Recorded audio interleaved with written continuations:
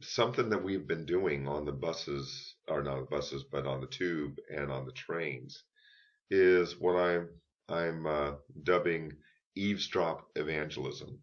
I had to come up with a name. I like names.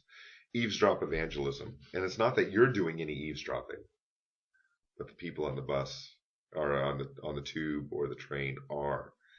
And it's been a joy to do this because you work in tandem with one or more of your brothers who are on the bus, and you just wait for cues and signals from what they're saying, and you lead each other into these conversations, and it's just been phenomenal. Not only to do it, because I just enjoy the conversations about Christ with my brothers. I love to talk about Jesus with my brothers. But instead of turning to the person next to you and saying, do you have any spiritual beliefs?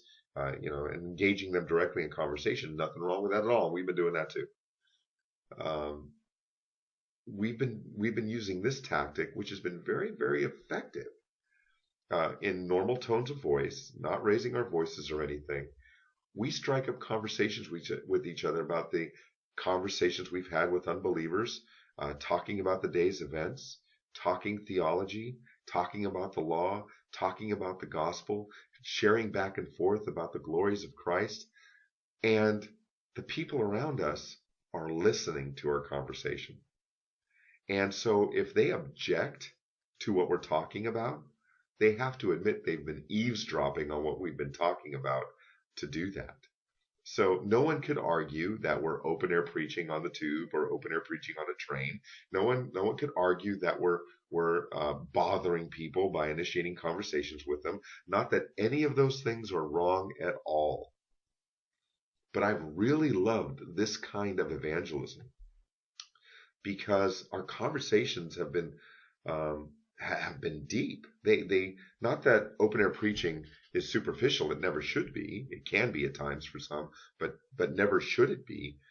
But this conversational style of sharing the law and the gospel and sharing other important points of theology while engaging one another in conversation, and knowing that other people are listening, it has not only been effective to get people to hear the gospel, but it has been a joy to share in these conversations with my brothers. Robert Gray and I did it yesterday. Other team members were doing it yesterday and the days before.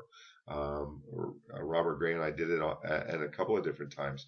And on the way back, it was myself and Justin Edwards again, and this time Bobby McCreary, and the three of us were sitting. I was facing them. There was two seats facing each other.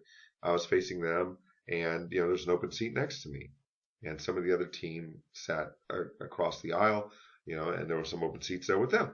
And so inevitably someone would sit down, next to me. And as a normal course of the conversation that's already going on, I would transition into spiritual things as I'm talking to Bobby and Justin. In fact, I can't remember what I said, but I cued Bobby in some way, and Bobby really led the conversation. Justin and I would mention objections we've heard and ask him questions and things like that, and then we would all take turns responding, and it was a blast. And several people heard the law and the gospel that way. So it was great. Really, really enjoyed that.